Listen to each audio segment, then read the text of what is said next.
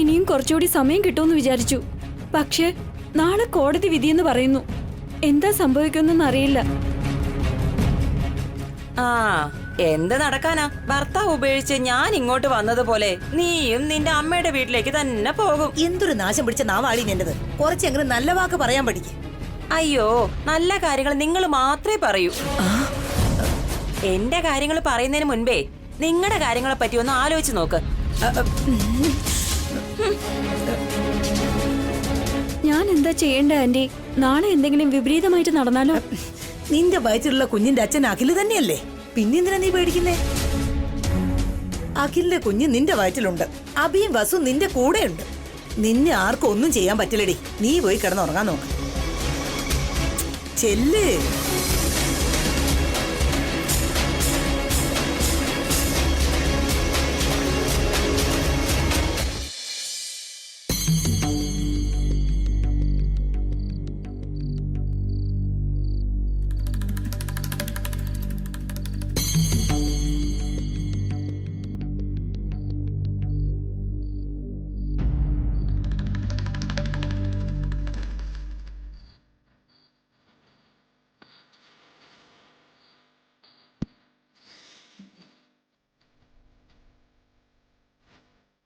വസുന്ധര, താനെന്താ ആലോചിക്കുന്നത്?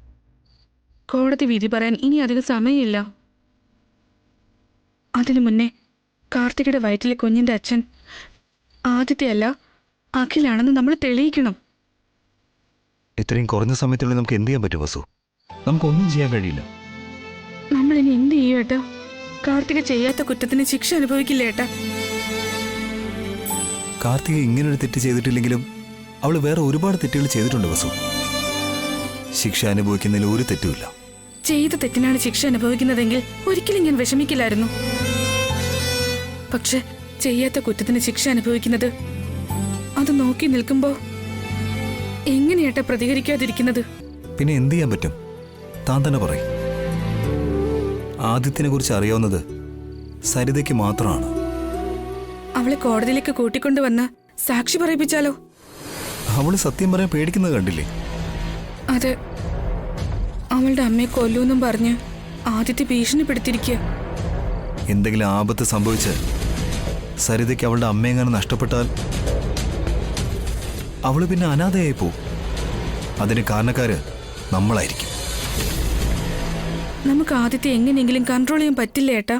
സരിതയുടെ കാര്യത്തിൽ അവൻ തലയിടുന്നത് തടയാൻ പറ്റില്ലേ? തടയാൻ പറ്റും. പക്ഷേ സമയം എപ്പോഴും നമുക്ക് അനുകൂലമായിരിക്കില്ല. അവനാണെങ്കിൽ നമ്മുടെ കുടുംബത്തോട് നല്ല പകയുണ്ട്. അവൻ പല രീതിയിൽ നമ്മുടെ കുടുംബത്തെ ടാർഗറ്റ് ചെയ്തതാണ്. അവനോട് വഴക്കുണ്ടാക്കി നമുക്ക് പ്രശ്നം വന്നാലും കുഴപ്പമില്ല.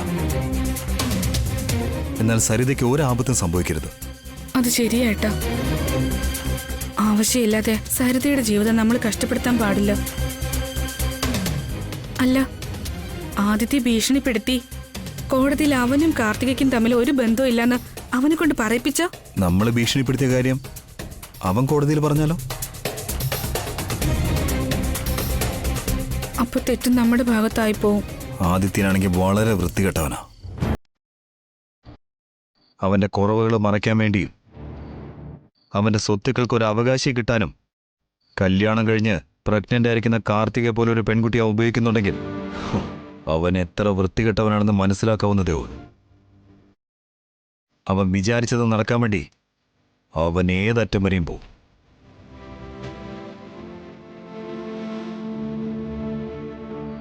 നമ്മൾ അവനെ വിളിക്കേണ്ട ആവശ്യമില്ല. നാളെ അവൻ തന്നെ കോടതിയിൽ വന്ന് കാർത്തികയുടെ വയറ്റിൽ കിടക്കുന്ന കുഞ്ഞിന്റെ അച്ഛൻ ഞാനാണെന്ന് ചിലപ്പോൾ അവൻ പറഞ്ഞെന്ന് വരും. നമുക്കൊന്നും ചെയ്യാൻ പറ്റില്ല. യെസ്, ടെസ്റ്റ് ചെയ്ത് നോക്കാം. ഞാനത് നേരത്തെ ആലോചിച്ച കാര്യമാണ്. ടെസ്റ്റിന്റെ റിസൾട്ട് കിട്ടാനായിട്ട് മിനിമം 3-4 ദിവസമെങ്കിലും എടുക്കും. അത്രയും സമയം നമ്മുടെ കയ്യിൽ ഇപ്പോൾ ഇല്ല. ആ, ജഡ്ജിനോട് എന്തെങ്കിലും കാരണം പറഞ്ഞ് വീണ്ടും നമുക്ക് പോസ്റ്റ്പോൺ ചെയ്താലോ? ഇപ്പൊ തന്നെ ഈ കേസിന്റെ സമയം ഒരുപാട് നീണ്ടുപോയിരിക്കുക. വീണ്ടും നമ്മൾ സമയം ചോദിച്ചു കഴിഞ്ഞാൽ ജഡ്ജ് ഒരിക്കലും സമ്മതിക്കില്ല. അദ്ദേഹം സമ്മതിച്ചാലും അഖിലും അമ്മയും ഒരിക്കലും സമ്മതിക്കില്ല. ഇപ്പൊ എന്റെയും എന്തോ ഒരു പരിഹാരം. അതിനി ഒരൊറ്റ വഴിയേ ഉള്ളൂ. എന്താ ഏട്ടാ? കാർത്തികയെ സ്കാനിങ്ങിന് കൊണ്ടുപോകണം. സ്കാൻ ചെയ്ത് കഴിഞ്ഞാൽ കുട്ടിക്ക് എത്ര മാസം എന്ന് കറക്റ്റായിട്ട് അറിയാൻ പറ്റും. അത് കണ്ട് മനസ്സിലാക്കി. കറക്റ്റ് ഏട്ടാ. ആദിത്യക്ക് കാർത്തികയുമായിട്ടുള്ള പരിചയം കുറച്ചു നാളായതേ ഉള്ളൂ. കുഞ്ഞിനൊരു പക്ഷെ കൂടുതൽ മാസമായി എന്ന് തെളിഞ്ഞ ആ കുഞ്ഞിന്റെ അച്ഛൻ നമ്മുടെ അഖിലാണെന്ന് തെളിയിക്കാൻ പറ്റും. അതെ, ആ ഒരൊറ്റ വഴിയേ ഉള്ളൂ. ഒരുപാട് നന്ദിയുണ്ട് ഏട്ടാ. നമുക്ക് കാർത്തികയെ ഹോസ്പിറ്റലിലേക്ക് കൂട്ടിക്കൊണ്ടുപോയി സ്കാനിങ് ചെയ്യാം. എത്രയും പെട്ടെന്ന് തന്നെ റിപ്പോർട്ട് കിട്ടുമല്ലോ. ആ റിപ്പോർട്ടുമായിട്ട് നമുക്ക് നാളെ കോടതിയിലേക്ക് പോവാം. കാർത്തികയെ രക്ഷപ്പെടുത്തുകയും ചെയ്യാം.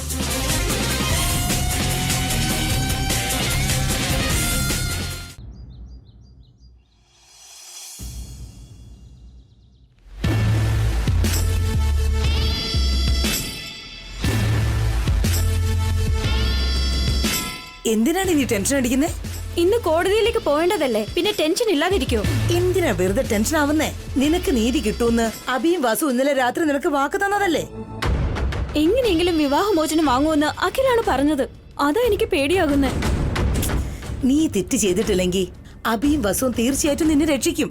നീ വാ, അഭിനെയും വസുവിനെയും കണ്ടാ നിനക്ക് ധൈര്യം വരും. വാ. വസുവേട്ടത്തി, അഭിയേട്ടാ, വസുവേട്ടത്തി, അഭിയേട്ടാ. അഭിചേട്ടനും വസു ചേച്ചിയും വീട്ടിലില്ല. അവരെവിടെയാ പോയത്? എന്തോ എനിക്കറിയില്ല. ഈ സമയത്ത് വസുവേട്ടത്തി അഭിയേട്ടനും എവിടെ പോയിരിക്കും? കോടതിയിൽ പോകണ്ടേ?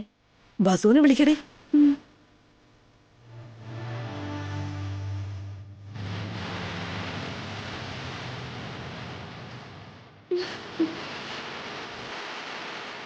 ഫോൺ എടുക്കുന്നില്ല ആന്റി.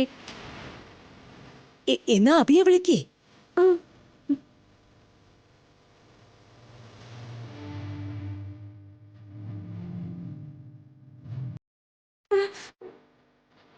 അഭിയേട്ടനും കൂടി ഫോൺ എടുക്കുന്നില്ല. ഫോൺ എടുക്കാതെ അഭിയും വസു എന്ത് ചെയ്യ? അവരെവിടെ പോയതായിരിക്കും? അഭിയും വസുന്നല്ല.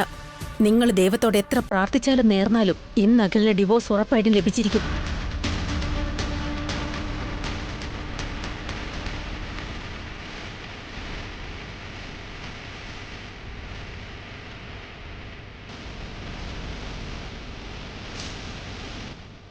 നിന്റെ ലഗേജും എടുത്ത് പോവാൻ തയ്യാറായിരുന്നോ?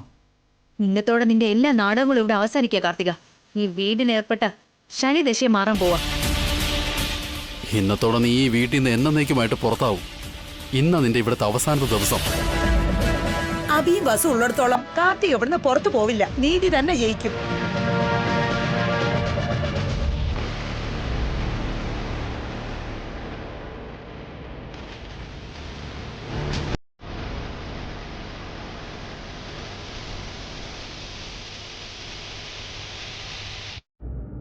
വസുവേട്ടത്തി, അഭിയേട്ടാ, എവിടെ പോയിരുന്നോ?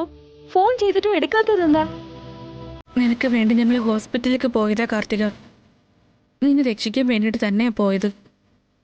ഇനി നീ പേടിക്കേണ്ട ആവശ്യമില്ല.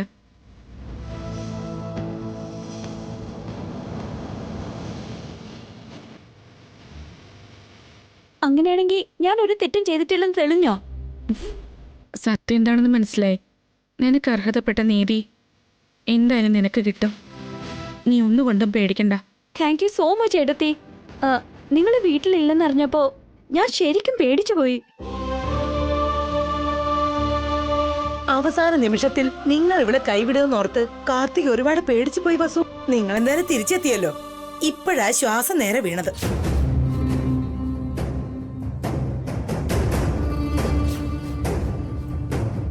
എന്റെ ഭാഗത്ത് ആരും ഉണ്ടായാലും ഇല്ലെങ്കിലും നിങ്ങൾ രണ്ടുപേരും ഉണ്ടായിരുന്നാ മതി. ഞാൻ തീർച്ചയായിട്ടും ജയിക്കും. നിന്നെ ജയിപ്പിക്കേണ്ട ബാധ്യത ഞങ്ങളുടേതാണ് കാർത്തിക. നീ പ്രാർത്ഥിച്ചത്, നീ ആഗ്രഹിച്ചത് ഞങ്ങൾ നിനക്ക് തരും.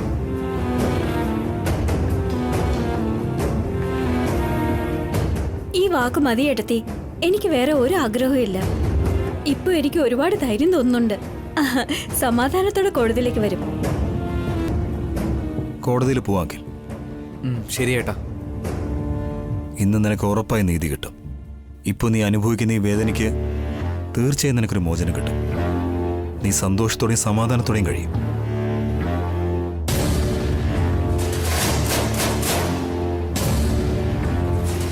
നിന്റെ ഏട്ടത്തി ഞാനും നിനക്ക് നല്ലത് മാത്രമേ ചെയ്യൂ. നിനക്ക് ഞങ്ങളോട് എത്രത്തോളം വിശ്വാസമുണ്ടോ ഞങ്ങളത് ഉറപ്പായും കാത്തു സൂക്ഷിക്കും. നീ ആഗ്രഹിച്ച ജീവിതം ഞങ്ങൾ നിനക്ക് തരും.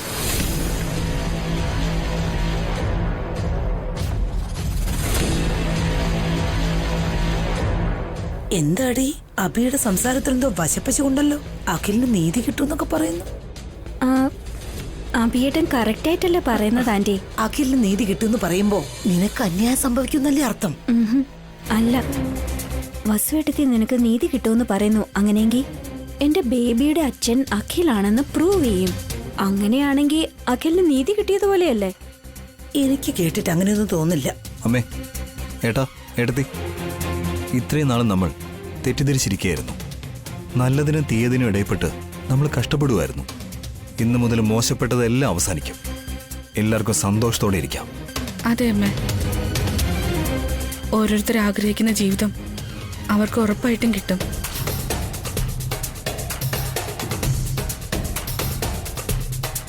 ഇനി കുറച്ച് സമയം കൂടി വെയിറ്റ് ചെയ്തോളൂ. കോടതിയുടെ വിധി എന്താണെന്ന് നിങ്ങൾക്ക് നേരിട്ട് തന്നെ കാണാം. കോടതിയില് എന്റെ കുഞ്ഞിന്റെ അച്ഛൻ അഖിലാണെന്ന് പറയാൻ പോവാ. അവകാശം ഇവിടത്തേതായതുകൊണ്ട് പകുതി സ്വത്തും എനിക്ക് കിട്ടും. I am happy. എനിക്കെന്തോ നല്ല സംശയമുണ്ട്. അബിയും വസുവും നിന്റെ തലതെറിക്കുന്ന രീതിയിൽ എന്തോ ചെയ്തിട്ടുണ്ടെന്ന് എനിക്ക് നല്ല ഉറപ്പാ. നിങ്ങൾക്കെല്ലാം സംശയം ആന്റി. എനിക്ക് സ്വത്ത് കൈ കിട്ടിയ നിങ്ങളുടെ ഷെയർ ഞാൻ തന്നേക്കാം.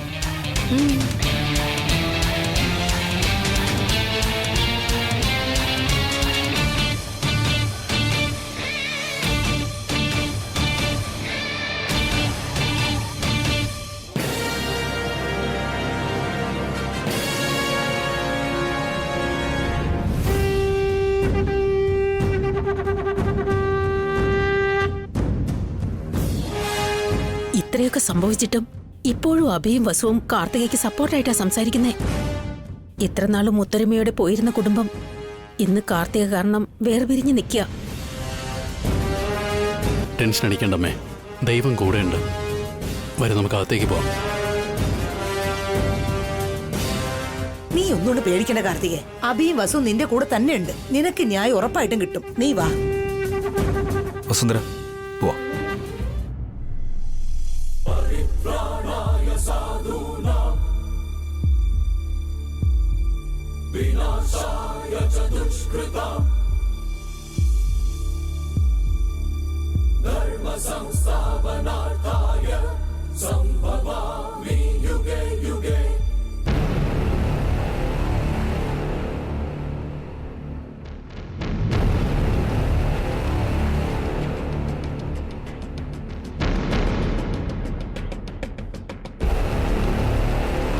Yes, proceed.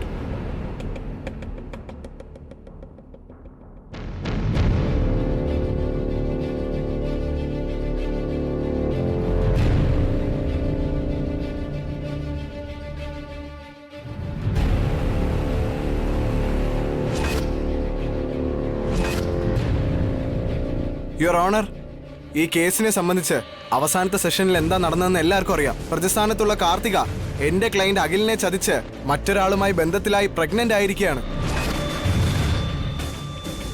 Objection your honour. എന്റെ കക്ഷി കാർത്തികയുടെ ഗർഭത്തിലുള്ള കുഞ്ഞിന്റെ അച്ഛൻ അഖിലാണ്.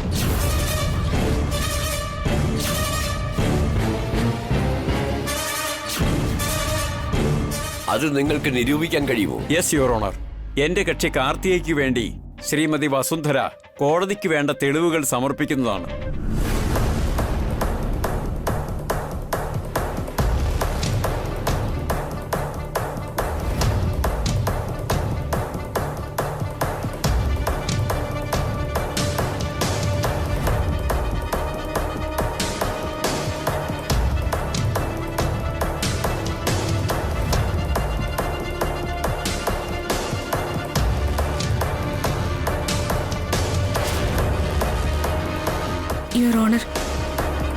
ആദ്യം ഞാൻ മാപ്പ് ചോദിക്കുകയാണ്. കഴിഞ്ഞ തവണ വന്നപ്പോ വിധി പറയുന്ന സമയത്ത് ഞാൻ തടസ്സപ്പെടുത്തി. ഇറ്റ്സ് ഓക്കെ മിസ്സസ് വസുന്ധര ദേവി. കാലതാമസം ഉണ്ടായാലും നീതി കിട്ടണമെന്നാണ് ഈ കോടതി തീരുമാനിക്കുന്നത്. നിങ്ങളുടെ കയ്യിലുള്ള തെളിവുകൾ എന്താണെന്ന് പറയൂ. Yes your honour.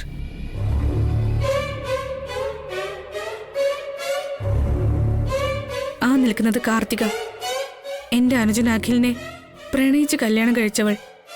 നല്ല വിദ്യാഭ്യാസമുള്ളവൾ. ചില കാര്യത്തില് മോശം പ്രവർത്തികളാണെങ്കിലും കൊച്ചുകുട്ടിയല്ലേ, അറിയാതെ സംഭവിച്ചതായിരിക്കും എന്ന് കരുതി ഒരുപാട് ക്ഷമിച്ചിട്ടുണ്ട്. അവള് തെറ്റ് ചെയ്തിട്ടുണ്ടെങ്കിലും ക്ഷമിക്കാൻ പറ്റുന്ന തെറ്റല്ലെന്ന് ഞങ്ങൾ ഒരുപാട് തവണ വിചാരിച്ചിട്ടുണ്ട്.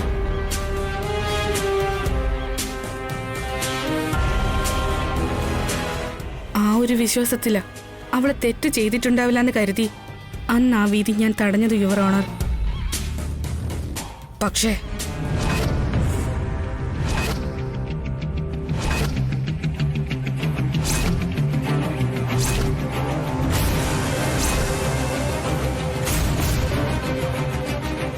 എന്റെ വിശ്വാസം തെറ്റായിപ്പോയി.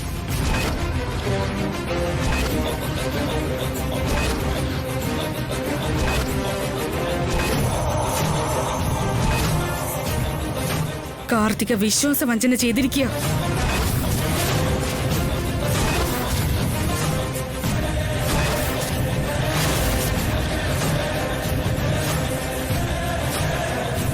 ചെയ്യാൻ പാടില്ലാത്തതും ക്ഷമിക്കാൻ പറ്റാത്തതുമായ തെറ്റ് ചെയ്തിരിക്കുക.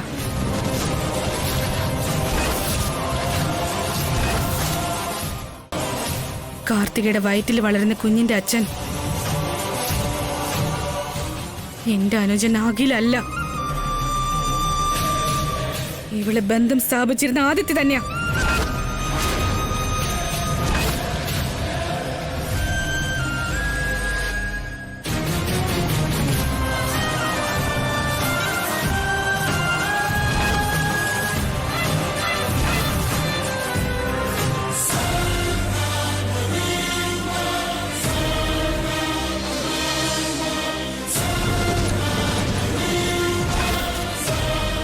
അന്ന് നിങ്ങൾ ആദിത്യക്ക് കുട്ടികൾ ഉണ്ടാവില്ലെന്ന് പറഞ്ഞല്ലോ. അതെ യുവർ ഓണർ. ഒരു തെറ്റായ ഇൻഫർമേഷൻ കാരണാ അന്ന് എനിക്ക് അങ്ങനെയൊക്കെ പറയേണ്ടി വന്നത്.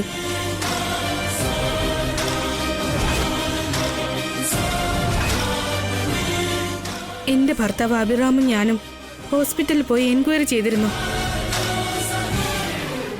ഇപ്പൊ കാർത്തികയ്ക്ക് 4 മാസം ആയതേ ഉള്ളൂ.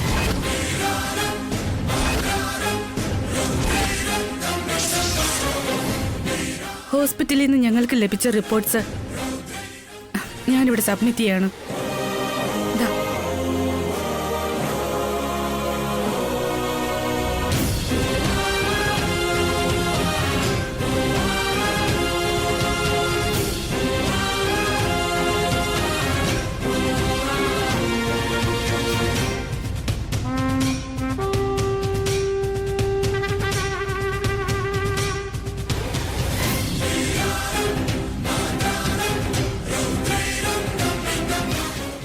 മാസം മുന്നേ നടന്ന ഒരു ആക്സിഡന്റില് എന്റെ അനിയൻ അഖിലിന്റെ 2 കാലിന്റെയും ചലനശേഷി നഷ്ടപ്പെട്ടു. ഇപ്പോൾ അവൻ വീൽ ചെയറിനെയാണ് ആശ്രയിക്കുന്നത്. ആ ദിവസത്തിന് ശേഷം അഖിലും കാർത്തികൻ തമ്മിൽ ഒരു വിധത്തിലുമുള്ള അടുപ്പം ഉണ്ടായിട്ടില്ല യുവർ ഓണർ. ആ സമയത്താണ് കാർത്തികയും ആദിത്യയുമായി പരിചയത്തിലായത്. പിന്നീട് അവർ തമ്മിൽ നല്ല അടുപ്പത്തിലായി. അങ്ങനെയാണ്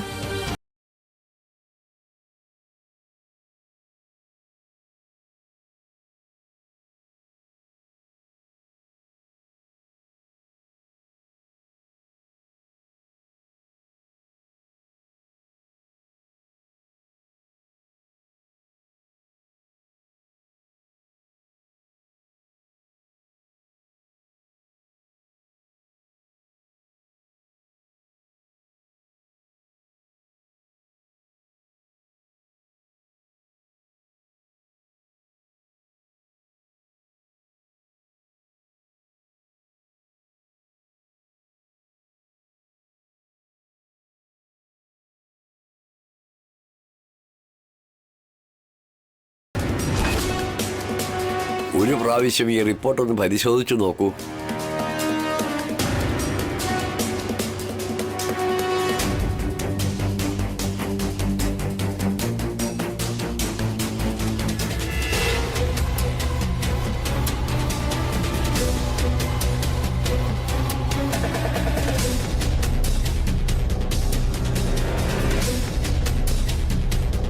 നിങ്ങളിപ്പോ എന്താണ് പറയാൻ പോകുന്നത്?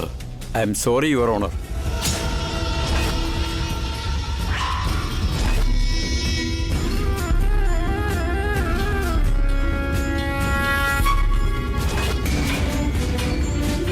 സാക്ഷി ആധാരങ്ങളുടെ അടിസ്ഥാനത്തിൽ Shrimati Karthika മനഃപൂർവ്വമായി വിശ്വാസവഞ്ചന ചെയ്തിരിക്കുന്നുവെന്ന് തെളിഞ്ഞിരിക്കുന്നു.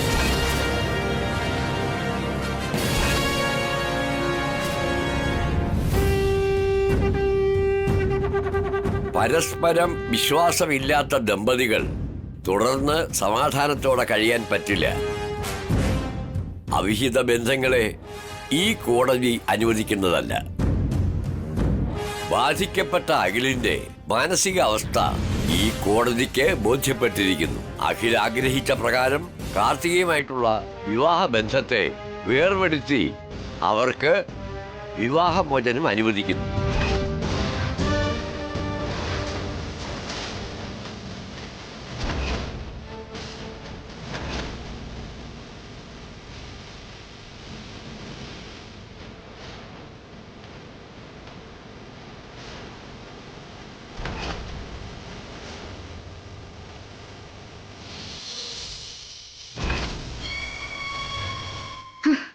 Thank you your honour, thank you. കൂടാതെ ദുരുദ്ദേശത്തോടെ ഇത് ചെയ്തില്ലെങ്കിലും കോടതിയുടെ വിലപ്പെട്ട സമയം പാഴാക്കിയതിന് ശ്രീമതി വസുന്ധരാദേവി നീതിക്ക് വേണ്ടി ചെയ്തതിനാലും ആദ്യമായി തെറ്റ് ചെയ്തതിനാലും ഈ കോടതി ക്ഷമിക്കുന്നു.